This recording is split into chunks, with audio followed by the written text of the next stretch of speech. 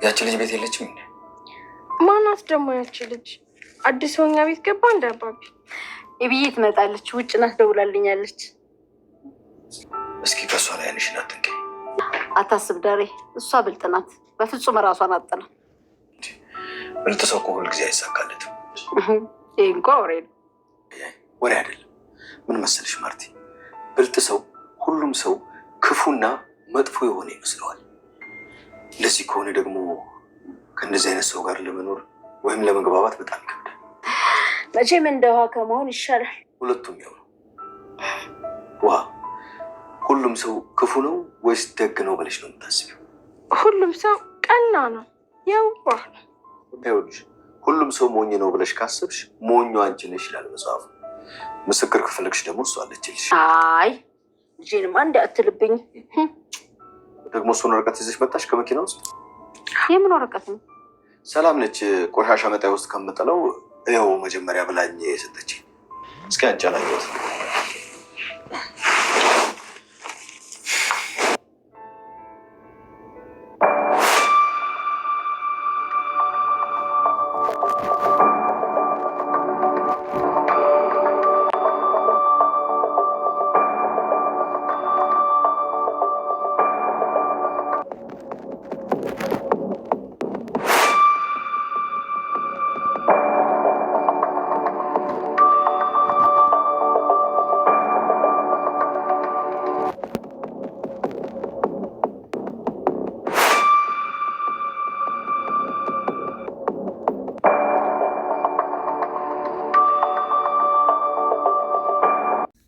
ሰላም ውድና የተከበራችሁ የቻናሌ ቤተሰቦች እንዴት ናችሁ? ደህና ናችሁ? የሁላችሁም በያላችሁበት ሰላማችሁ ይብዛልኝ። ዛሬ ይዤላችሁ የመጣሁት ዳጣ ክፍል 11 ነው ማለት ነው። ዛሬ በጣም ነው ደስ ያለኝ ቤተሰብ። እንግዲህ ዳጣ ባለፈው ክፍል ላይ እንግዲህ አቢጌል ያው የአባቷና የዳጣን ፀጉር ይዛ በመሄድ ዲኤንኤ አድርጋ ነበረ። ነገር ግን እንዳሰብነው አልነበረም የሚሆነው። ምክንያቱም ዳጣና አቶ ደረጀ እንግዲህ ምንድነው እናትና አባትና ልጅ አይደሉም ነበረ የሚለው ዲኤንኤ በጣም ነበረ የሚያሳዝነው። ሁላችንም በጣም አዝነናል እውነት ለመናገር። ነገር ግን እኛ እንዳሰብነው ሳይሆን የሆነው ሌላ ነው ማለት ነው። በጣም ነው ደስ የሚለው። አቤጌልም እንግዲህ ከጥፋቷ መማር ይኖርባታል ማለት ነው። በነገራችን ላይ ይሄ ነገር ብዙ ነገር ነው የሚያስተምረን። ምንድነው ብትሉ እኔ በገባኝ ልክ ስነግራችሁ አንድን ነገር ሳይሆን ነው እንጂ መጠንቀቅ ከሆነ በኋላ ምንም ማድረግ እንደማንችል፣ ነገር ግን እንዴት አድርገን መቀበል እንዳለብን ነው እንጂ ማሰብ ያለብን። እንደገና የኛንም የሰውንም ሕይወት ለማበላሸት በዚህ ልክ መሄዱ ተገቢ ነው ብዬ አላስብም። አቤጌል እንግዲህ ትዳርን የመሰለ ነገር ይህን የመሰለ ቤተሰብ ለመበተን ጫፍ ላይ ደርሳ ነበር። ነገር ግን ፈጣሪ ስላልፈቀደና ትዳሩ እንዲፈርስ ስላልሆነ እንግዲህ በጣም ሁላችንም ደስ ብሎናል ማለት ነው። ነገር ግን ደስ ያለኝ ያለሽ ምንድን ነው ካላችሁኝ እንግዲህ አቶ ደረጀና ዳጣ እና አባትና ልጅነታቸው እንግዲህ ዲኤንኤን አልተመረመረም ማለት ነው። እንግዲህ አቤጌል የዳጣን ፀጉር ለማግኘት ካሁን በፊት መቀስ ይዛ ገብታ ፀጉሯን ልቆርጥ እንደሆነ ሁላችሁም ታውቃላችሁ። ነገር ግን ያው ሰላም አጋጣሚ እዛ ቦታ ላይ ስለነበረች ደርሳባት የዳጣ ፀጉር ከመቆረጥ ድኗል ማለት ነው። እንዲሁም ደግሞ ፀጉሯን ከማግኘት እንትን ብላታለች። በጣም ነው ደስ የሚለው። በሌላ በኩል ደግሞ አቤጌል ያገኘችው ፀጉር የሰላምን ነበረ። በጣም ነው የሚገርመው፣ በጣም ነው የሚገርመው ማለት ነው። እና እሱ ነው በጣም የሚገርመውም እና ደስም የሚለው። እንግዲህ ዲኤንኤኑን ይዛላት ከመጣች በኋላ ከፍታ ስታየው ማርታ በጣም ነበረ ደስ ያላት። ምክንያቱም ዳጣ የአቶ ደረጀት ልጅ ትሆናለች የሚለው ነገር እውነት ለመናገር ወይዘሮ ማርታ ራሱ እየተጠራጠረች ነበረ። ነገር ግን በጣም ደስ በሚል ሁኔታ እሷም ያየችው ያንኑ ተቃራኒውን ስለሆነ በጣም ነው ደስ ያለኝ። ምክንያቱም በዚህ መንገድ አልነበረም ማወቅ ያለባት። ማወቅ ቢኖርባት ራሱ ሰውየው ቀስ ብሎ ዳሩ እንዳይፈርስ አስማምቶ ያው አስተዋይ ሰው ስለሆነ ቀስ ብሎ ይነግራታል እንጂ እንደዚሁ እንደ ቀላል ነገር ልጅ አለኝ ብሎ ቢነግራት በጣም ነበረ ያልሆነ ነገር ነበረ የሚፈጠረው። እንግዲህ ዳጣ ውጪ ነው የሄደችው ከአቤል ጋር እንደተጣላች ታውቃላችሁ። አቶ ደረጀ ግን ወደ ቤት ይዞ መጥቶ ሁለቱንም የተለያየ ጥያቄ እያቀረበላቸው ነበረ።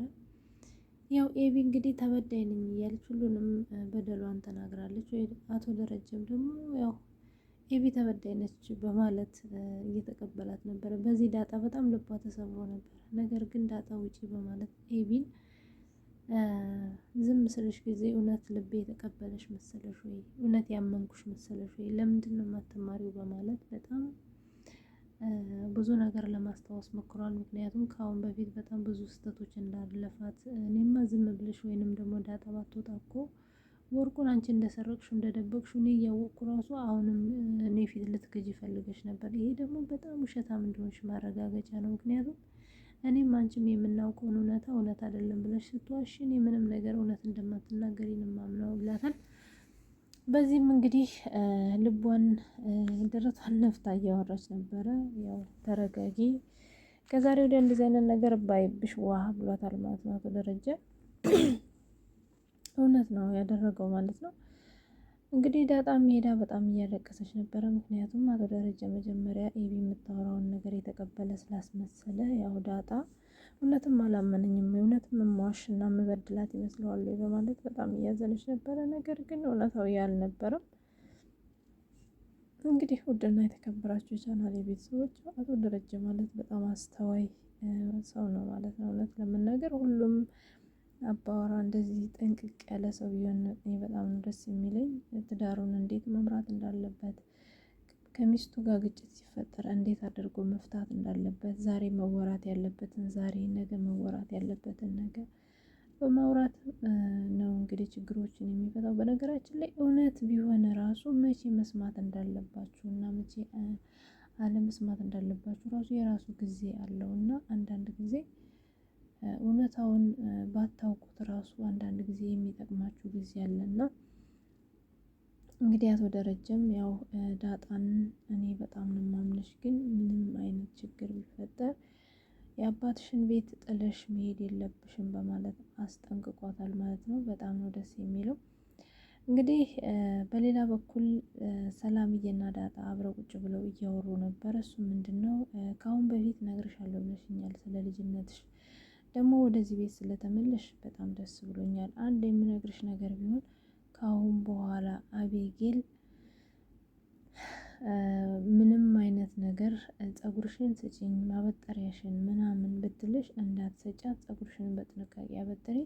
ታውቂያለሽ ካሁን በፊት ፀጉርሽን ልቆርጠው እንደነበር፣ አሁን ደግሞ ለምንድነው ማበጠሪያውን የሰጠሻት ስትላት፣ እኔ እንጃ እኔ እኮ እንደውም በቀደም እሷ አልጋ ላይ ስቀመጥ ተነሽና ታጠቢ ብላኝ ነበር፣ ግን ፀጉሩን ገና ሳላበጥርበት ነበረ ማበጠሪያውን የወሰደችው ትላታለች።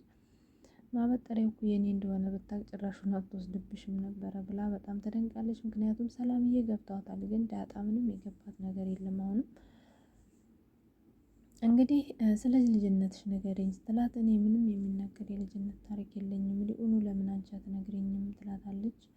ምን ነበር የወደፊት ህልምሽ ስትላት፣ እንግዲህ ሰላምዬ የኔማ እዚህ ጋር መቀመጥ አልነበረም፣ ግን ምን ታደርጊዋለሽ፣ የኔ ሀሳብ አግብቶ መውለድ፣ ትዳር መያዝ፣ ልጅ መያዝ ነበረ፣ ግን አልተሳካም። መማር፣ የራሴ ስራ እንዲኖረኝ ይፈልግ ነበረ ብላ እንግዲህ ሰላምዬ ለዳጣ ስትነግረት፣ አይ ታዲያ እኮ መማሩን ባደርሽበትም አግብተሽ መውለድ ትደርሻለሽ ብላ ዳጣ ነግራታለች። ከዚህ ወዲያማ ምንም ነገር አልፈልግም፣ ከዚህ ቤት እንደውም አልሄድም ብላታለች ማለት ነው። ሰላምዬ እንግዲህ ዳጣ የእሷ ልጅ እንደሆነች በስነ ስርዓት አረጋግጣለች ማለት ነው። አይታችሁ ከሆነ አቶ ደረጀና ሰላም በምንም ታምር አይገናኙም። እኔ መቼም ተገናኝተው አላውቅም። እንደውም ወረቀቱን ስትሰጠው ብቻ ነው እንጂ ሌላ ጊዜ ምንም አይነት በቃ እንደዚህ ሲቀራረቡ ራሱ አይቻላቅም። እና ምናልባት የአቶ ደረጀ ልጅ እና ዳጣ የሰላም እና የአቶ ደረጀ ልጅ ናት ብዬ አስባለሁ ማለት። ምክንያቱም ከአሁን በፊት እንግዲህ ዳጣ ስትወጣ ለናታን እንግዲህ እወጣለሁ እንደውም ሀሳቤን ቀይሬያለሁ እያለችው ነበረ ማለት ነው ሰላምዬ። እንግዲህ ይህን እየተዋሩ እያሉ ነበረ የቤቷ ማወራ የመጣችው ማለት ነው። በጣም ነው ደስ ያላት። በጣም እናትና ልጅ ትመስሉ የለም ወይ አፋችሁን ገጥማችሁ እኮ እያወራችሁ ነው ትላታለች። ምን ፈልገሽ ነው እትዬ?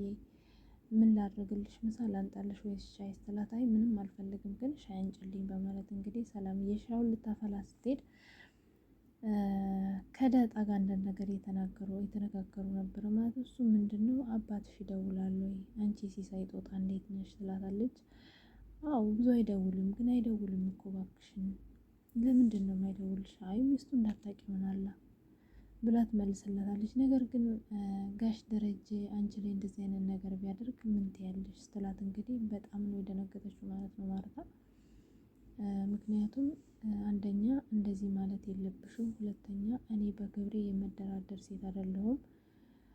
ስለዚህ ደረጃ እንደዚህ አያደርግም። እኔ ምንም ሊቀር ይችላል ግን በእኔ ላይ ሌላ ሴት ካመጣ አላደርግም ብላለች። ይሄ እሱ አቋም ነው፣ ማድረግ ትችላለች። ብዙ እናቶች ግን ለልጆቻቸው ሲሉ ብዙ መከራ ችለው ይኖራሉ። እንግዲህ ይሄ ነገር ብዙ የሚታይ ወንዶች ላይ ነው። ወንዶች ትዳር ካላችሁ አርፋችሁ ተቀመጡ። እንደዚህ ያንንም እየነካካችሁ አንደኛ ለሚወለዱትም ልጆች ጥሩ አይደለም፣ ሁለተኛ ቤት ያሉት ሴቶች ስነ ልቦና ራሱ በጣም ጎጂ ነው ማለት ነው። እና እንግዲህ እንደዛ ትላታለች። እኔ በፍጹም ነው የማልቀበለው። ደረጃ ሲጀመር እንደዚህ አይነት ነገር አያደርግም። ነገር ግን ካደረገ እኔን እንደናቀኝ ነው የማየው። ስለዚህ አልቀበለውም ትላታለች። ነገር ግን እኮ በስህተት ነው የሚሆነው። ደግሞም እኮ እንደዚህ አይነት ነገር ቢፈጠርም ብዙ ሰዎች ለልጆቻቸው ሲሉ ይኖራሉ። ልጆቻችንን ከምበትን ትዳራችንን ከምናጣ ብለው ስትላት አንቺ ልጅ ግን ያልተማርኩም አላልሽም እንዲ አንዳንድ ጊዜ እኮ የምትናገረው ልጅ የሚናገረውን አይደለም ትላታለች። አይ እባክሽን ባልማረም ቀለም ዘልቆኛል ስትላት ችግር የለውም በዚህ አመት ትማሪያለሽ፣ በቃ በዚህ አመት መማር አለብሽ ብላታለች ማለት ነው። እንግዲህ ይህን እየተዋሩ እያሉ ነበር አቶ ደረጀ ከውጭ የመጣው። እንግዲህ ሲመጣም ከውሃ ጋር ነበረ። ውሃ በእጇ ወረቀት ይዛለች። ወረቀቱ ምንድነው? ከዲኤንኤ የተደረገበት ወረቀት ነው ማለት ነው። እንግዲህ ይሄ ወረቀት አቶ ደረጀ ካየው በኋላ ሁሉም ሰው ደንግጠዋል። ምክንያቱም ያለበት የዳጣና የእሱ ስም ስለሆነ በጣም ነበረ ማለት ነው አቶ ደረጀ የደነገጠው። ማን ይሄን ነገር ሊያደርግ ይችላል? እንዴትስ ተደረገ? ማንስ አሰበው? ማለት እንግዲህ በጣም ነበረ የደነገጠው ማለት ነው። እና ውድና የተከበራችሁ ቻናል የቤተሰቦች በቀጣይ ምን የሚፈጠር ይመስላችኋል? ስሙ ላይ የዳጣና የአቶ ደረጀ ስም አለ። ነገር ግን ልጅን አባትና ልጅ አይደሉም የሚለው እንግዲህ በጣም የሚያስደነግጥ ነገር ነው። በቀጣይ ምን ይፈጠራል የሚለውን ነገር አብረን የምናየው ነው። እንግዲህ በቀጣይ እስከምንገናኝ ሰላም ሁሉም ባይ